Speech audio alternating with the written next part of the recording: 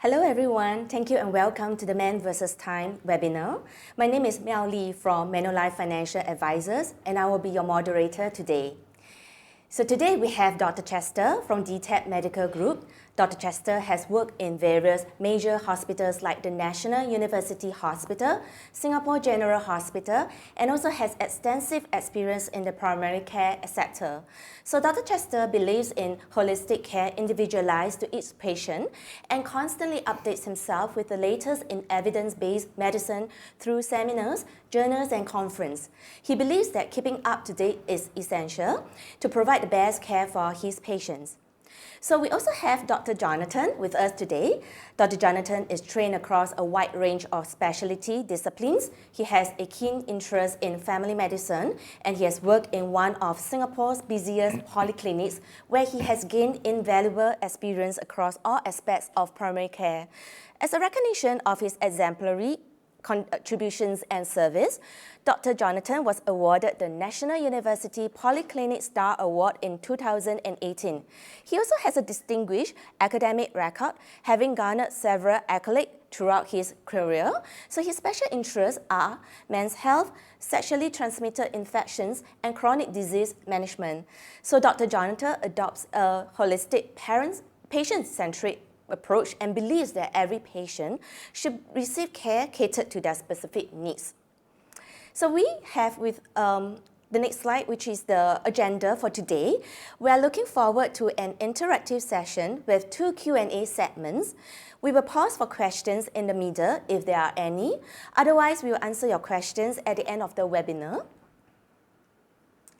We also like to remind you on how you can post your questions to our doctors using the Q&A button at the bottom of the screen. You can input your questions as the doctors are presenting.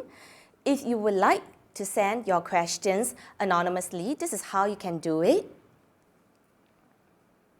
Before we begin, let's welcome Mr. Wong Sweeter, Manulife Financial Advisor Chief Cluster Officer, to give the opening message. Mr. Wong, please. Good evening, and thank you for attending tonight's event. Special thanks to our ladies attendees for taking the effort and time to understand us men better. I always believe women occupy a central figure in the family, and men should see you as a role model to help us embark on life's healthier options. Tonight's event will not be possible without the support of Bayer, Dr. Chester, Dr. Jonathan, and my colleagues from Manulife Financial Advisor. So a big thank you to all of you. Manulife Financial Advisor was established in 2015, and we are backed by our parent company, Manulife, which is based in Canada. Our objective is to be your full spectrum advisory firm. And to that end, we have forged strong partnership with some of the most distinguished life insurance companies. We have forged strong partnership with some of the most innovative investment platforms. And we have forged strong partnership with some of the most outstanding fund managers. We have close to 100 financial product solutions and investment funds for you to choose from and for us to work with you on. We want to be your advisory firm of choice. And to do that, we must meet your personal and business needs, ranging from health protection, family protection, personal accident, savings plans, investment planning, retirement planning, legacy planning, and on the business side of things, business succession planning, employee benefit, and credit protection planning. Last but not least, we will continue to work hard to engage you, to know you better, and to understand you better, so that you will give us an opportunity to be your preferred advisory firm of choice. In the meantime, tonight, please enjoy this session, and we look forward to seeing you for more of such events soon. Thank you. Thank you, Mr. Wong. So now we will hand the time over to Dr. Chester and Dr. Jonathan. Really happy to have the both of you with us at this live webinar. Understand that there are rising concerns on men's health in Singapore. However, testosterone deficiency or TDS is something that goes unspoken most of the time. So Dr. Jonathan, could you share more on what exactly is TDS and how it affects the men in Singapore? Sure. Okay. Thanks, Melly, for the kind introduction. It's a real privilege for myself and my colleague, Dr. Chester, to be speaking with all of you guys virtually this evening. So first and foremost, I think it's important to establish what exactly testosterone does. So testosterone is a hormone that is produced by the testicles, and it serves several important physiological functions in the body. So some of these functions include libido, which is our sexual desire. It also governs several aspects of sexual function. For example, it has an important role in erections, and deficiencies in testosterone can lead to problems with erectile dysfunction, otherwise known as ED. Testosterone also plays an integral role in the maintenance and building of lean muscle as well as bone mass. It's also an essential hormone in governing our energy levels. It regulates our mood and determines how we feel, and also gives us a general sense of well-being. And then certainly from a fertility point of view, sperm production is also another important function of testosterone. So do testosterone levels decline as we grow older? And I think this graph really encapsulates the decline that we experience in testosterone as we increase in age. So as this graph, from this graph, we can see quite clearly that in our early 20s, all the way until about the age of 35, this is generally when most men will experience peak testosterone levels. However, once we cross the 35-year-old threshold, as we increase in age, the levels of testosterone does tend to fall over time, and the decline gets more and more marked as we age. So a gradual decline is generally seen beginning after the age of about 35, with a more marked decline seen in our advanced years. So for example, once you hit around the age of 80, this is when testosterone levels really tend to drop off. There was a big study that was done, and it found that in men between 40 to 79 years of age, testosterone concentration fell on average about 0.4% per year. So the decline is gradual, but by the time you reach advanced years, it does become quite significant. So what are some of the symptoms of testosterone deficiency? So some of the symptoms that may prompt a man to be concerned about low testosterone includes a loss of libido, which is sex drive. Another common symptom of testosterone deficiency is erectile dysfunction. So problems with sustaining erections, maintaining erections, and so on. Men with low testosterone may also experience a decrease in spontaneous or morning erections. As testosterone levels continue to dip, men generally also experience increased fatigue, as well as reduction in energy levels. It can also affect the mood. So a depressed or irritable mood may also be one of the symptoms of low testosterone. And finally, men may also find difficulty with putting on lean muscle mass, or they may even experience weight gain. So thank you, Dr. Jonathan. That was very informative. Can you tell us a little bit, okay, with all the signs and the symptoms that you mentioned, where should the men go to get themselves tested, and what are the tests that is required? Okay, so that's an excellent question. So testosterone deficiency syndrome, or TDS, is diagnosed really based on two main criteria. So first and foremost, the men have to have symptoms of testosterone deficiency. That's going to be the most important thing. In addition to that, once we suspect a patient has TDS, we then perform simple blood tests. And these blood tests, we are essentially looking for laboratory evidence to confirm low testosterone levels. We do this oftentimes in conjunction with some other proteins in the blood, as well as other hormones that all govern the testosterone axis. Importantly, the blood draw for testosterone is typically performed in the morning before 11 a.m. And this is because of differences in the hormonal levels that vary throughout the day. So aside from TDS, there are several other conditions that may mimic the symptoms. Some of these conditions include problems with the thyroid. So the thyroid is a gland that's located, as you can see in the image, is located in the neck in front of the windpipe that transports air from the outside to the lungs. Other conditions include elevations in the levels of prolactin in our body. So prolactin is a hormone that is produced by the brain. If the hormonal levels of prolactin are too high, this can also similarly lead to problems that mimic the symptoms of TDS. Certainly, we can't forget the chronic diseases that many patients in our country face. Some of these conditions include diabetes, which is a condition of high blood sugar, hypertension, which is high blood pressure, as well as high cholesterol levels. A combination of any one or all of these conditions, especially if they are suboptimally controlled, can also lead to symptoms that are very similar to that of TDS. We can't forget mood disorders. So mood disorders, psychiatric conditions, mental health conditions like depression, these conditions can also mimic TDS. And finally, psychological factors. So if there's stress, if there are relationship issues, all these can lead to symptoms that are very similar to that of TDS as well. So important not to miss that out. So aside from all the symptoms that I mentioned, TDS has several complications that can affect a male. So from the same study that I mentioned previously, this was a landmark study known as the European Aging Male Study, otherwise known as the EMAS. It was found that patients with reduced testosterone levels had a variety of other medical complications. So some of these complications include a reduction in the red blood cell count. This condition is known as anemia, which can lead to fatigue and just generally not feeling very great, especially if the hemoglobin or the red blood cell count levels drop really low. In addition, it was found that men with TDS in general also had a lower bone mineral density. This is otherwise known as osteoporosis, and it can lead to certain complications such as an increased risk of fractures or fragility fractures, to be precise. Men with low testosterone generally also have a reduction in their lean muscle mass. These men often also report weight gain. They may feel that their waist circumference is increasing and that they're putting on more fat and having difficulty gaining lean muscle as well. Men with low testosterone, especially once levels hit a really low level, they tend to be just in general poorer health. They may tell us that they don't feel very good or they just don't feel right. And this could be one of the contributing factors, low testosterone.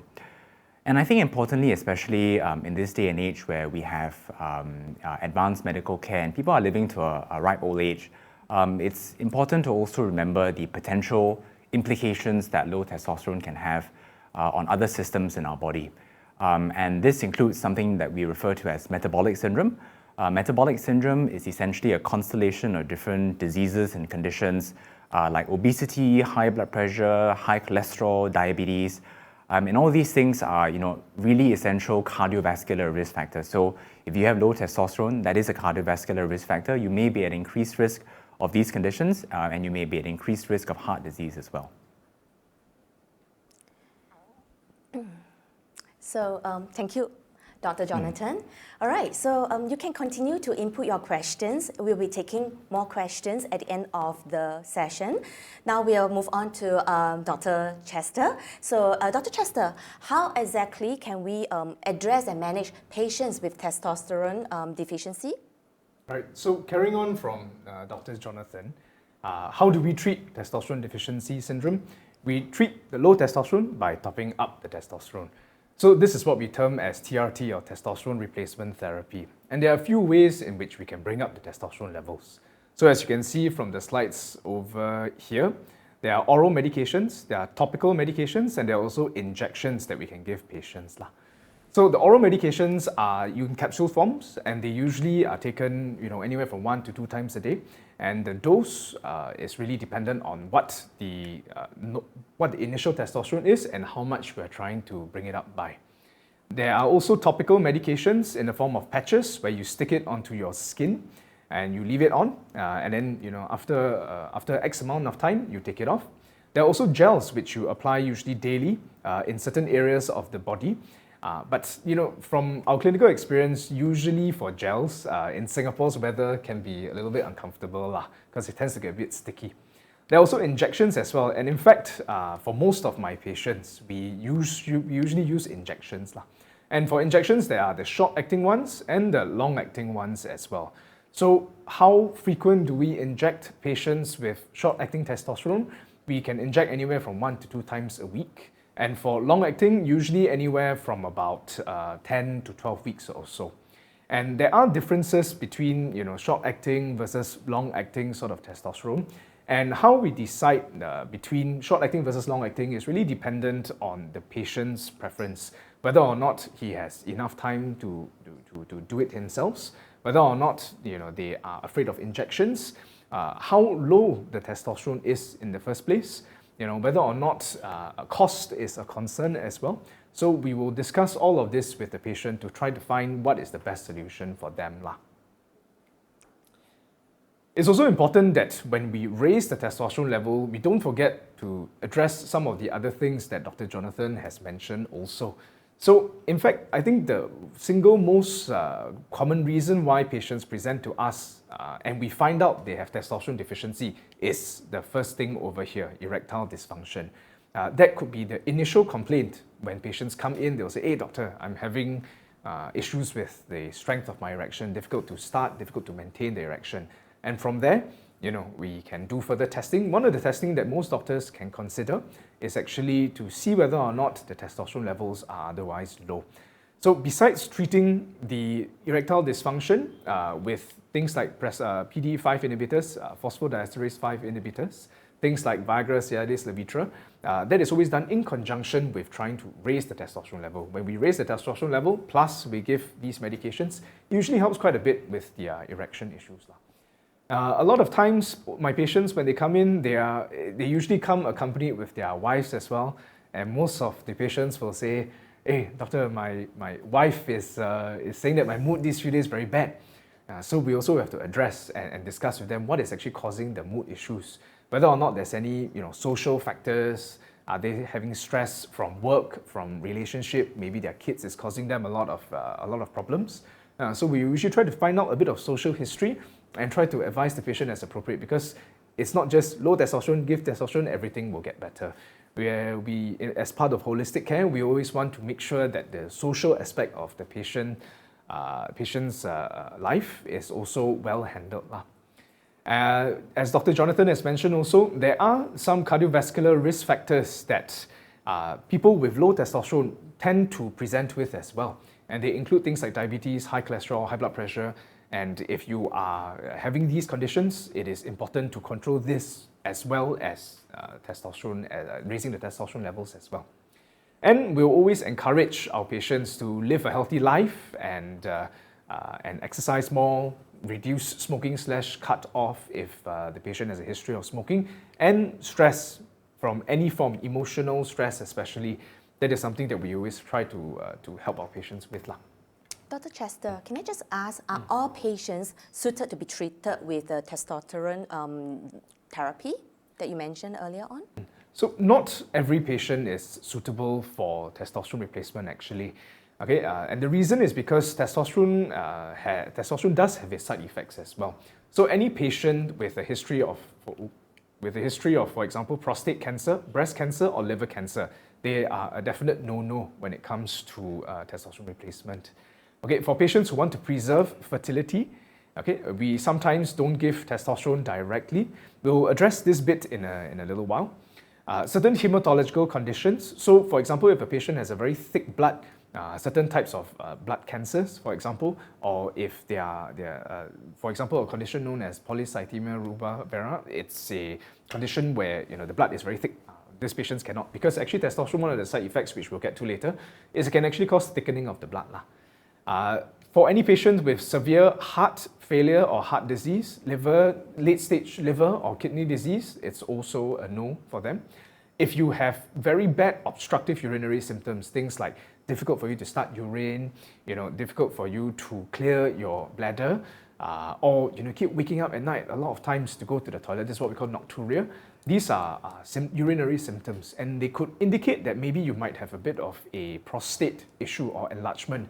If it's untreated and the symptoms are severe, we may want to deal with that before considering testosterone replacement. If your blood pressure and cholesterol are not well controlled, that is also a relative contraindication, because testosterone, when we give, sometimes it can increase the blood pressure a bit. It can cause your cholesterol to go a little bit haywire as well. And also, if you have severe OSA, which is obstructive sleep apnea, If you are not treated well, this is a contraindication as well, because testosterone can sometimes cause the neck tissue to become a little bit thicker, which may worsen your sleep apnea. So the goals of treatment, we talked about how we treat, we talked about the surrounding issues that we also have to address. There is a goal that all doctors would have to have when we treat the patients. And for myself, the first and foremost, most important thing is for my patient to feel better. Okay? If you give the medicine, the patient doesn't feel better, it could be a few things. Number one, maybe it's not testosterone that is low that's causing these symptoms. It could be the mood issues, it could be poor health, it could be social issues, it could be other metabolic issues which is triggering these symptoms. So if the patient doesn't feel better, we have to start searching for other causes as well. And also, we are always trying to achieve a normal testosterone level. So we're not trying to get too high, not trying to get too low either. So like Goldilocks like that lah, not too hot, not too cold. So that's the main goal of treatment. So there are some side effects. We've covered some of them already, but these are some other side effects that we can just quickly go through. They include things like local effects. It's an injection that most patients would go for.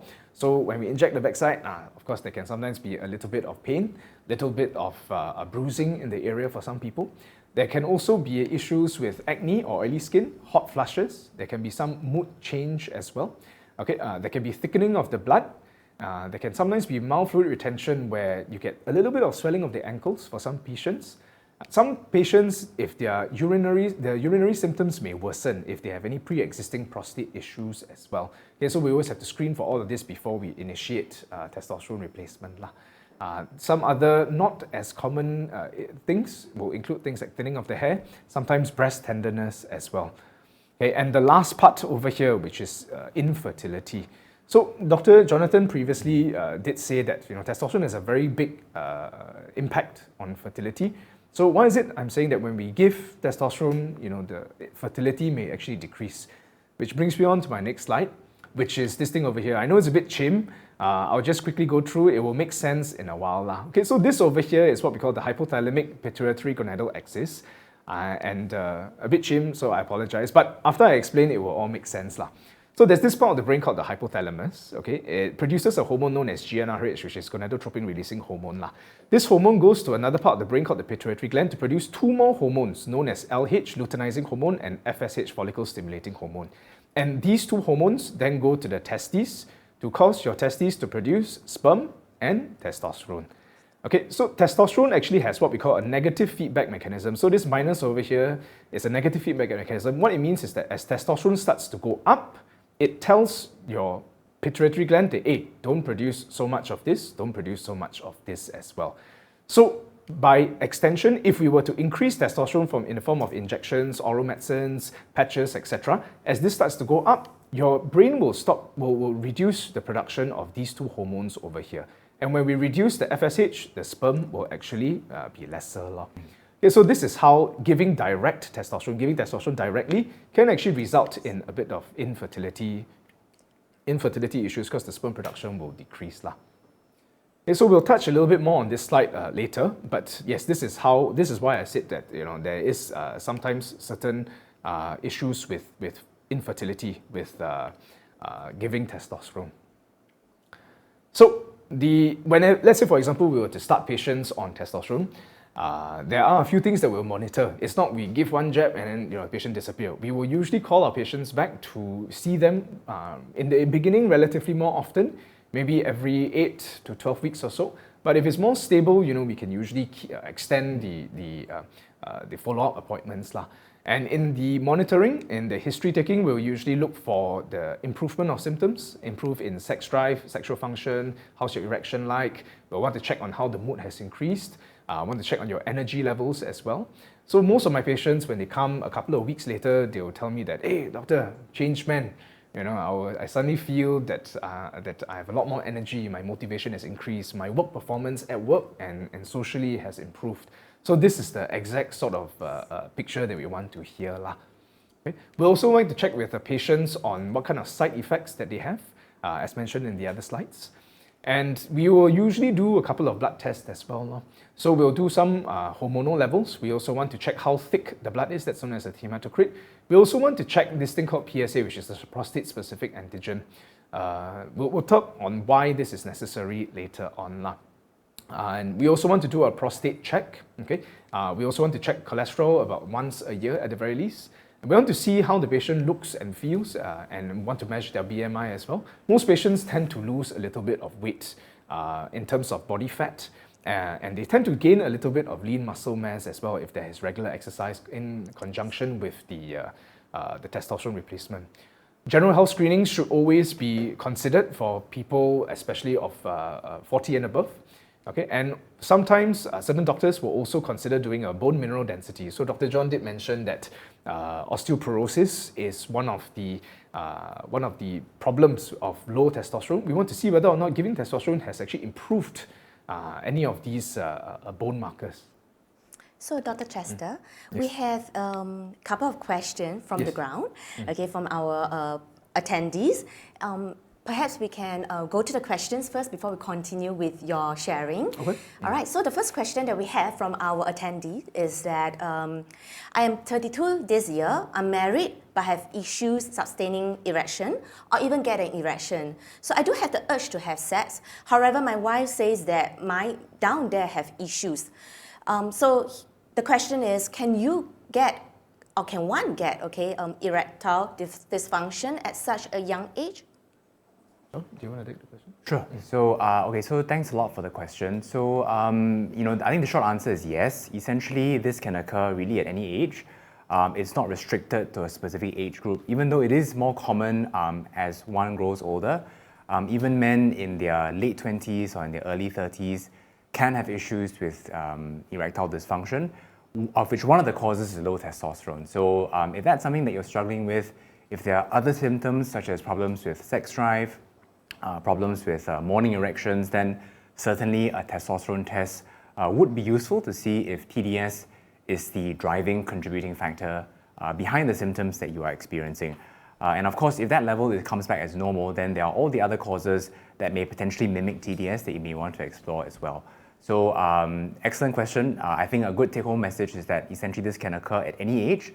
It's more common certainly as one grows older, but just because you are relatively younger, it certainly doesn't mean that you can't have low testosterone.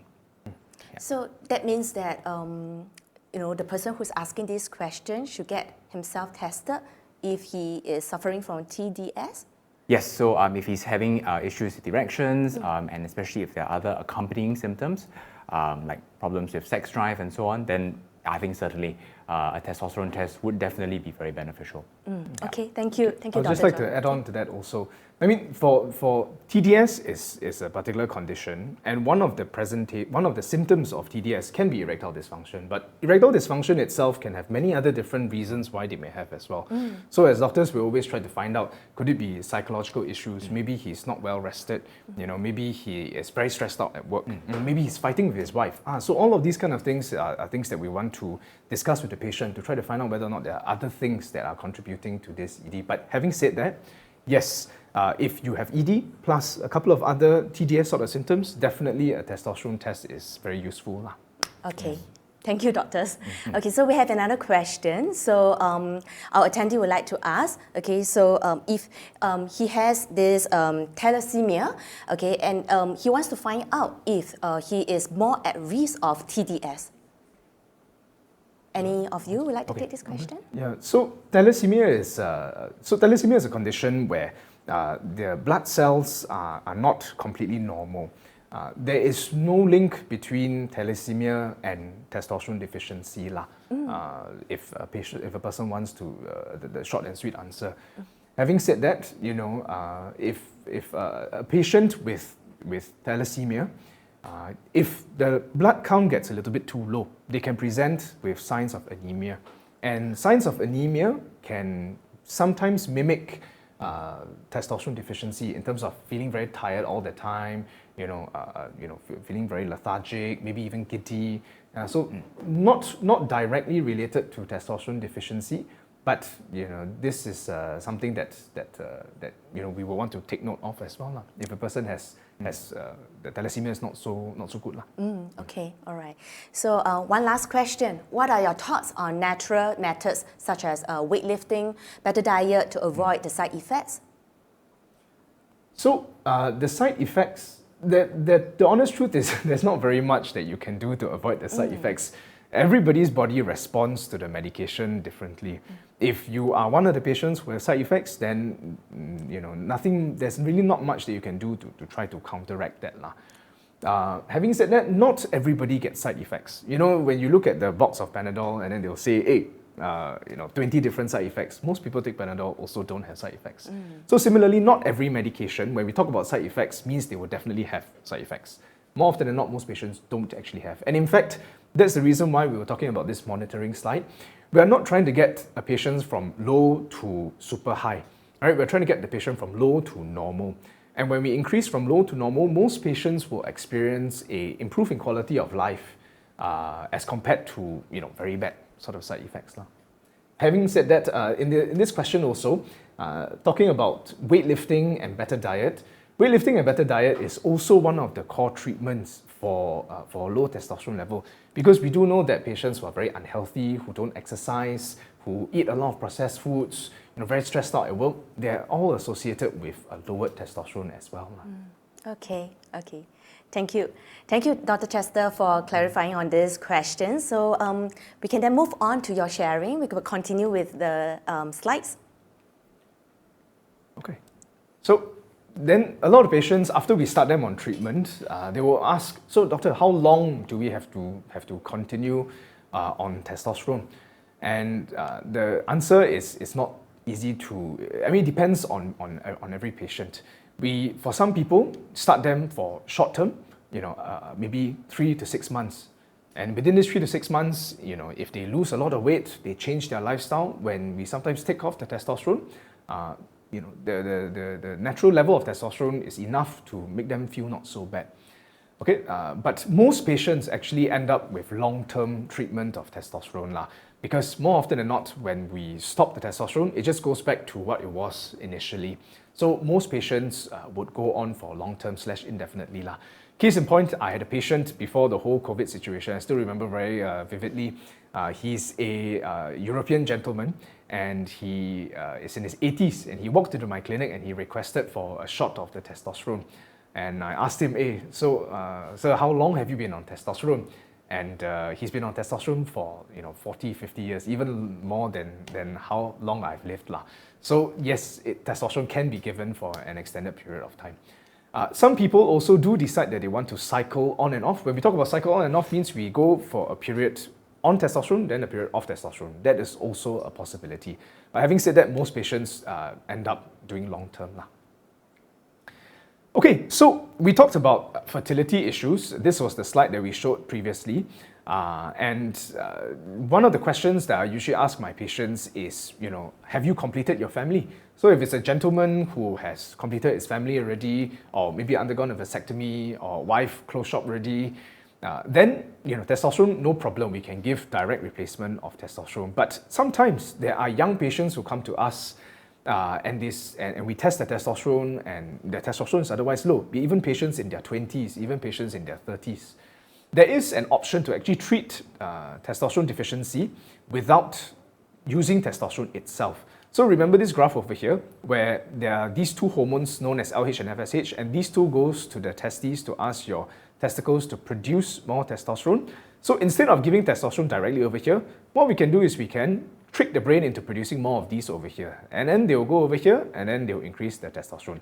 So that is sort of like an indirect way to increase testosterone. So that is something that can be done with certain types of medications. But yes, this is usually more relevant for our younger sort of patients. Whether or not you want to treat with direct replacement of testosterone or indirect replacement of testosterone is really dependent on, as mentioned, whether or not you've completed your family, whether you want to preserve fertility. It's also dependent on whether or not you have any contraindications for any of the medications. Yeah, but in general, the giving direct replacement of testosterone, we are able to raise the levels much more. And most patients will feel more of the effect with a direct replacement. Okay, so the reason why I was talking about prostate issues just now was because there are some controversies with testosterone replacement. If you read online, Google, the two most common things that people are arguing about in terms of the scientific community is number one, is it good or bad for the heart? And number two, does giving testosterone cause prostate cancer? Because we do know that the prostate actually does enlarge a little bit with testosterone lah. So the jury is still out, but in terms of the heart issue, we do know that low testosterone level is actually associated with heart issues lah, especially things like diabetes, cholesterol, high blood pressure, and also ischemic heart disease as well. So too low, not good. Too high, also probably not good. So most of us would err on the side of caution and say that if you have a history of severe or late stage heart disease, maybe testosterone is not for you lah. Okay, the second thing is, does it cause prostate cancer? If a person has pre-existing prostate cancer, then definitely no. We cannot give testosterone because it will accelerate the growth of the prostate cancer. But if we do the testosterone level, and we also do another blood test called the PSA, the prostate-specific antigen. And if the PSA is not markedly elevated, and when we start testosterone, the PSA doesn't increase up and up and up, then it probably means that the person doesn't have prostate cancer. And at the same time, it is probably going to be safe lah. Yeah, so does it cause prostate cancer? It can accelerate the development of any pre-existing prostate cancer, but no, it doesn't cause prostate cancer per se. Okay, so doctor, are there any resources that people can learn more about this testosterone deficiency? Okay, so there are some resources that we have put over here. So one of the resources which is very good is this website over here. It's dtechclinic.com. And in fact, I've written some of the articles over here, so you can go and check it out. And you know, a lot of times when you read up a lot about it online, some patients may get a bit of misconceptions. So even though you may read up online, actually the best thing for you to do is probably to also speak to a doctor about it. And there's also another resource over here, which is tackletdasia.com. So TackleTD is short form for Tackle Testosterone Deficiency Asia.com lah. And over here on this website, there's a lot more information as well. There are also certain scores to see whether or not you have any signs and symptoms and how bad the symptoms are, whether or not you should seek medical attention. So all these scoring systems are available on this website over here as well. Okay. All right. Thank you, Dr. Chester. So we have a few more questions from the audience. We'll start with the next question. If one encounter ED, erectile dysfunction, at a young age, as per the first question, should one seek to purchase Viagra or this Tongkat Ali immediately before seeking proper medical treatment? So, Dr. Jonathan? Okay, so I think this is quite a common question that we encounter in clinic when patients come with erectile dysfunction. So Viagra, I think it's a name that most people are familiar with. Viagra is essentially a medication that increases blood flow to where it needs to be prior to sexual activity. It allows a man to achieve and to maintain an erection better. Viagra treats the symptoms of ED. It doesn't treat what the underlying cause may be. So there are many causes of ED, and of course, which is what we've talked about for the past 45 minutes or so, low testosterone is one of the causes. If you have low testosterone, Viagra can certainly help with the ED, but it doesn't treat the underlying testosterone deficiency. So like Dr. Chester alluded to earlier, if you have low testosterone and you have ED, we will treat you with both testosterone and medications like Viagra. They serve different purposes, they treat different things, but ultimately they address the symptoms of ED, which is a potential symptom of TDS. Tongkat Ali is a sort of like herbal complementary kind of supplement that some people take to boost testosterone levels. As far as I'm aware, it hasn't really been clinically validated in any studies. But you know, if people find that it helps, then go for it. But otherwise, again, like Viagra, it doesn't necessarily treat the underlying condition. Thank you, Dr. Jonathan. So the next question, So I think I would it just is like to a- add on oh, on okay, that sorry. also. So, I mean, for a lot of our patients, it's quite common they're asking us whether or not all these traditional medications they can actually try in conjunction or rather together with the Angmo medications the Western medicines that we usually do as doctors. And as what Dr. Jonathan said, you know, if it doesn't cause any harm, if there's no major contraindications, I usually do encourage my patients to do that as well. Dr. Ali, you know, from the scientific point of view, while some studies have shown that there is some small improvement, other studies have shown that not much of a difference lah. But having said that, Tongkat Ali is also one of the supplements that actually has been shown to slightly decrease your this thing called SHBG, which is sex hormone binding globulin. And that, in essence, helps to free up some of the testosterone available to the body. So there's total testosterone, which is what all doctors usually use. And of this total testosterone, some of it is bound to certain proteins in the blood, and this sex hormone binding globulin is one of them.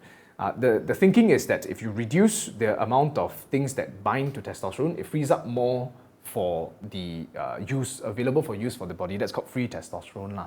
So that may actually help a little with your sex drive. It may help a little bit with your erections as well lah. But still more research has to be done in order for us to say definitely Tongkat Ali will help with your erections lah. Thank you for the add-on. Okay, so for our audience, you may continue, okay, to input your questions for our doctors. All right, so how you can do it is via the Q&A button at the bottom of your screen. You can actually send across your questions anonymously, and we'll answer them accordingly, okay? So I'll move on, all right, to the next question. So our attendee wants to ask, okay, I have ED, okay, then should I check my testosterone levels? Dr. Chester, would you like to? Yes, yes, you should.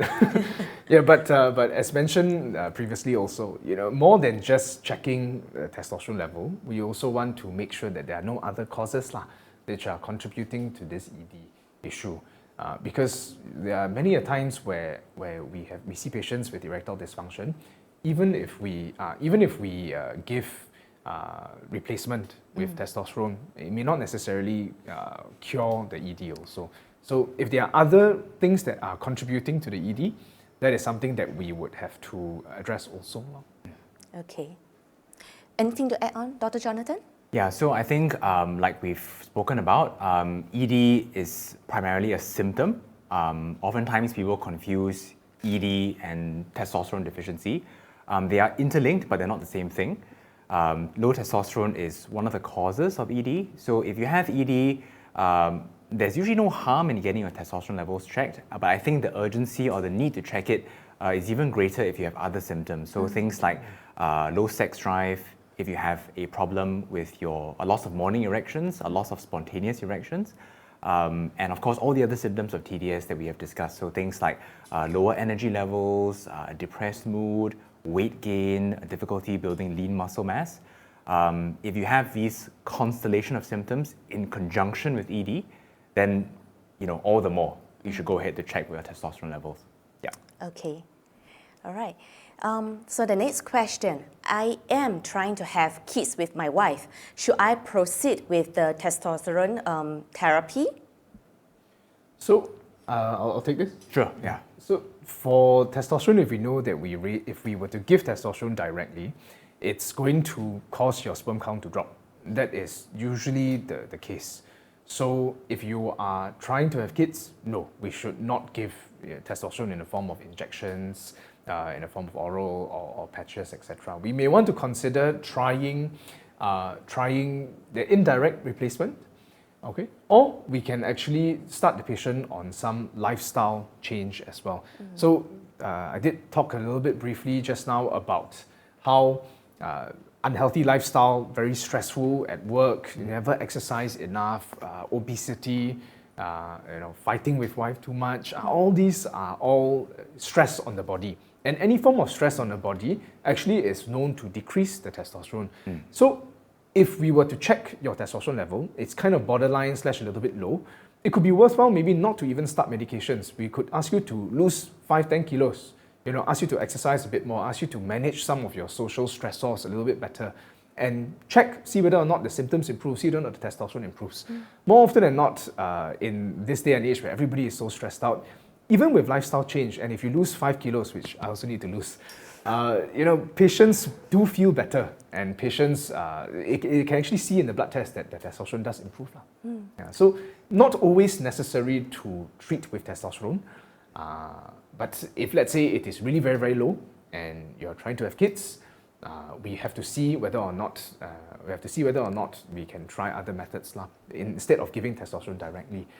We do know that a very low level of testosterone is also associated with infertility because remember the previous slides over there, if let's say there's low testosterone associated with problems of the higher hormones, for example LH and FSH, there could be other reasons why a person may be having difficulty in conceiving.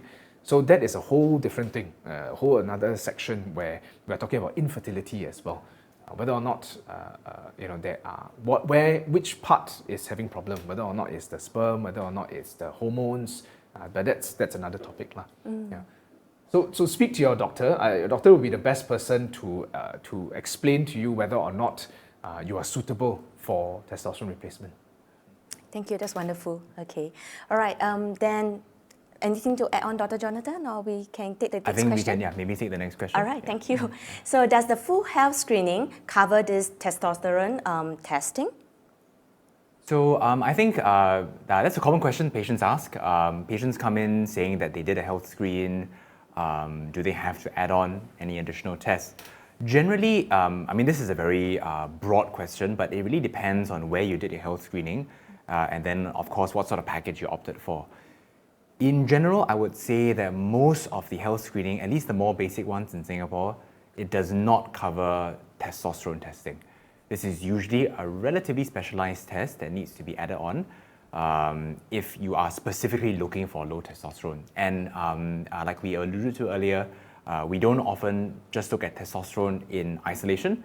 It's often in conjunction with a few other readings, other hormones, certain proteins in the body that bind to testosterone. And this gives us a holistic picture of the patient, all of which these tests are usually generally not covered as part of a usual health screen. So these are usually additional tests that patients would need to do. So do speak to your doctor about it, see if you're suitable, and if so, then this would probably be something that you need to discuss in terms of what exactly you are testing for after discussing with your physician. For us at Dr. Tan and Partners, we do deal a lot with these men's health issue. So our health screening actually does have testosterone levels inside. Okay. Good to know that, thank you. All right, so just now there was a mention about this prostate cancer, and then we have we have a question on asking whether this one can go for the testosterone therapy if he is on this prostate medication. Okay, so I think that's an excellent question. As Dr. Chester spoke about briefly before, while testosterone replacement doesn't cause prostate cancer per se, it can certainly accelerate or unmask a pre-existing prostate cancer that hasn't been diagnosed before. So specifically with regards to prostate medication, I think it's important to see what exactly the medication is prescribed for. In general, a lot of patients are on prostate medication for enlargement of the prostate. This is a condition that is called BPH, and medications are taken to relax the muscles around the prostate and allow the patient to pass urine a little bit more smoothly. If the symptoms are very well controlled on medication, you aren't having issues with your urine flow, with your stream, with getting up multiple times a night, then yes, testosterone replacement would be suitable for you in the absence of any other contraindications. But if you are on medication for prostate cancer, you have active prostate cancer that your doctor has placed you on certain chemotherapy medications, certain anti-testosterone medications. That is something known as androgen deprivation therapy that is used in the treatment of advanced prostate cancer. Patients who are taking any form of these medications, if they have an active prostate cancer, then certainly testosterone therapy is a definite no in these groups of patients. So it really depends on what exactly you are being treated for and what the control of your condition is. Okay. Anything to add on, Dr. Chester? Yeah, I think one other thing is I think maybe we might have missed out in the slides. It's about the epidemiology. Yeah, so we do know that the older you get, the more common testosterone deficiency is. And more often than not, it's something that is very embarrassing for a lot of people to talk about. Even when patients come in, they also feel a bit paiseh themselves. Okay? But now, you know, it's people, as Dr. John mentioned, people are living a longer and healthier lifestyle. You know, a lower testosterone is associated with a poorer quality of life.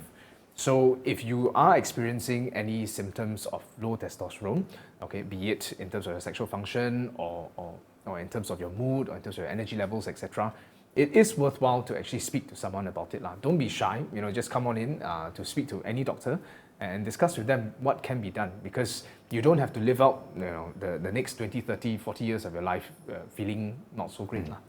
Yes. That's good, yeah. I agree with that, okay. So, doctors, do you have any closing comments or any additional information that you'd like to provide for our attendees? I think maybe something that you know, myself and Dr. Chester would just like to share with everyone is that this is something in Singapore, at least in our local context, that often doesn't really get talked about or doesn't really get diagnosed as often as it should. So while testosterone deficiency in and of itself is not a common condition, it is certainly something that, from our experience, is underdiagnosed. And there are many men who, for a variety of different reasons, may not be aware that they have TDS. So either they don't know about the existence of the condition, or they are perhaps too embarrassed to seek medical attention if it's something like erectile dysfunction or problems with sex drive and so on. These are not these are not symptoms that, you know, a lot of men can find it easy to talk about with someone. So I think the take-home message is really that if you have any of these symptoms that we've talked about today, even if it's just ED, I think it's definitely worthwhile to at least have a chat with the doctor to see whether or not you might benefit from screening for testosterone deficiency. Because aside from the symptoms that it causes you, the distress that it can cause yourself and your partner, of course, and your family even, if it affects your mood, your energy levels, and so on, it is by itself also associated with things like heart disease, with cardiovascular risk factors. So it's not a benign disease, it's not a benign condition. And there is certainly, like as Dr. Chester mentioned, very robust treatment that is available.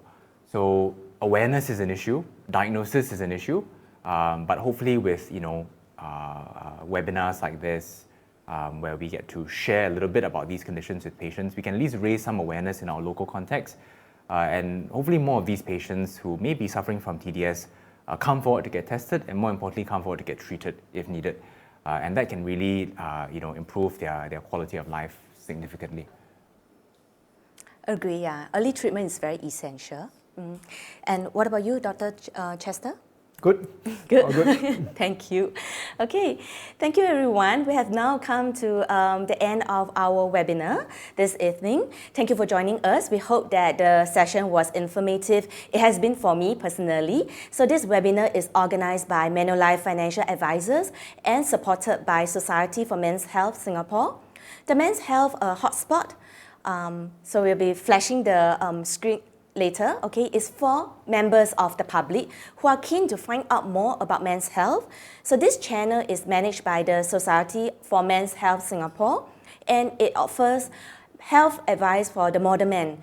You can actually scan the QR code on the screen to access free online health talks on topics that may interest you. And for today's attendees, a representative from Manulife Financial Advisor may be in touch with you with more details on how you can redeem your free thank you gift from us. So once again, we thank you for joining us this evening. We hope you have a good night, and we'd like to see you again in our next event. So goodbye for now. Thank you. Thank you.